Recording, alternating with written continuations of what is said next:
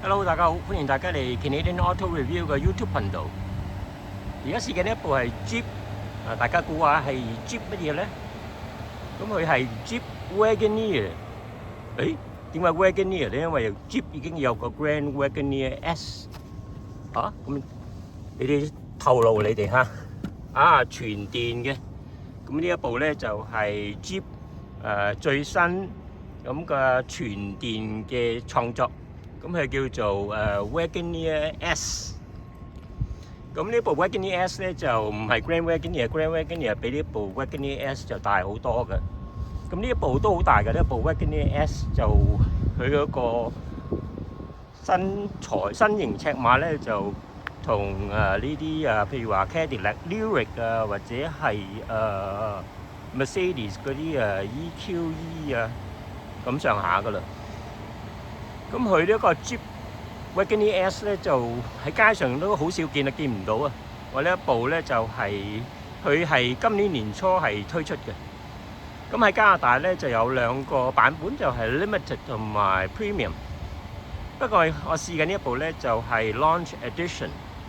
咁 Launch Edition 咧就佢入邊有好多嘢啦，差唔多係滿貫噶啦，佢啲裝備。咁呢一部呢一部 Launch Edition 嗰個售價咧就係89000加幣到啦。咁 Wagoneer S 呢個全電咧，佢個 Limited 嗰個起價就係78000加幣到啦。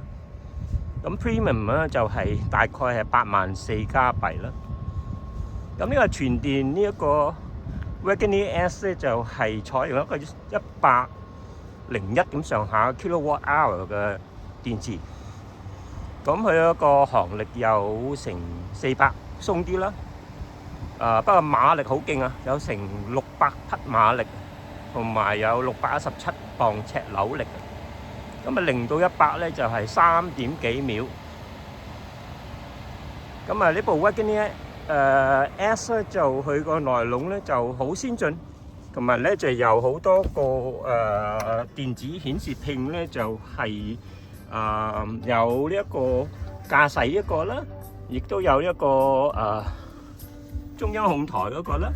咁另外咧就喺一個passenger 呢邊咧睇到啦，亦都有一個 screen， 就有俾坐喺你隔離悶悶地可以教下自己睇下 laptop video 都得。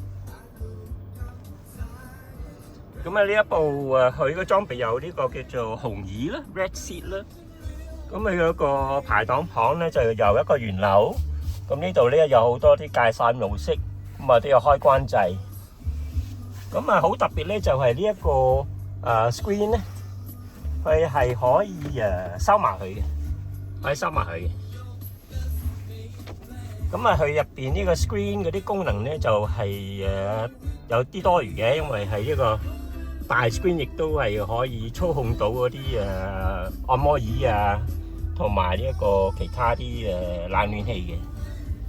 咁呢一個駕駛員咧就可以選擇呢一個 Navy或者有好多種唔同嘅 display。咁佢嗰個喇叭就係由 Macintosh， 就好高級音響。我睇下佢嗰個尾倉啦。佢個尾倉就相當闊大嘅，就都已經可以裝好多嘢。咁當然啦，就後邊啲座椅亦都係可以扳平佢啦，就增加嗰個裝載量啦。咁呢一個佢係五人座駕嚟嘅，佢冇第三排。咁呢一個後邊呢一個坐後邊呢啲咧就好舒服。就有自己個嗰啲全部嗰啲控制啦。咁再睇下個內籠啦，因為我好中意個內籠。我亦都好中意佢個平台嗰個設計。咁呢啲差唔多用皮革嚟到裝備咁樣。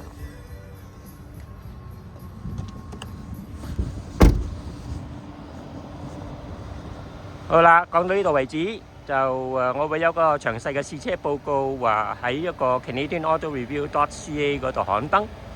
咁希望大家嚟瀏覽啦。OK，thank you，拜拜。